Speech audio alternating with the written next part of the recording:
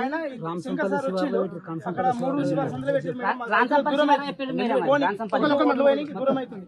ఏమేమన్నామంటే ఆంజనేయులు ఒకటి ఆంజనేయులు ఇడగిడ 2 లారీలు నింపు కొద్దిగా మన ఆశ్రమంలోకి నయమైతే చేనులలో పోసిన మన వర్షాలు వచ్చి దున్నుకుంటామంటే రైతులకు ఇబ్బంది అవుతుందంటే అనగానే వాళ్ళు వస్తలేరు మేడం. రాంసంపల్లి పెడుతుర్రు, అక్కడ నేరారమ్మి పెడుతుర్రు, అట్లనే పెద్ద పెద్దలు పెట్టి చిన్న చిన్న అసలు పట్టించుకుంటారు. ఆంజనేయులు సెంటర్ వచ్చిన సంది ఆయన చేస్తుండే ఇక్కడ. ఆయన చాలా ఇదైపోయింది, చిన్న చిన్న పట్టించుకుంటలేడు. వాళ్ళ శంకర్ సారు సర్వం శంకర్ సార్ చెప్పినట్టు ఈయనట్టు ఆయనడు పోత పట్టించుకుంటలేడు.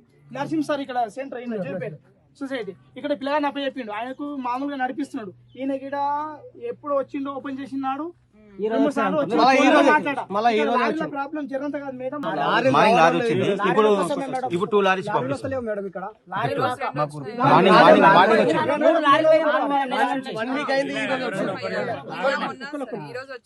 మార్నింగ్ ఇప్పుడు పంపిస్తాం మేడం. ఎంత మేడం 500 బ్యాగులు లారీ వస్తుంది.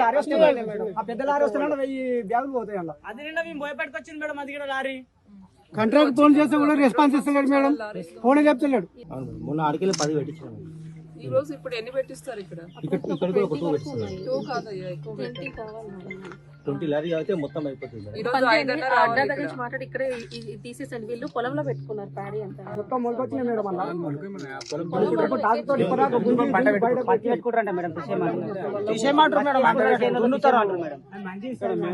నేను లారీ దాకా అదే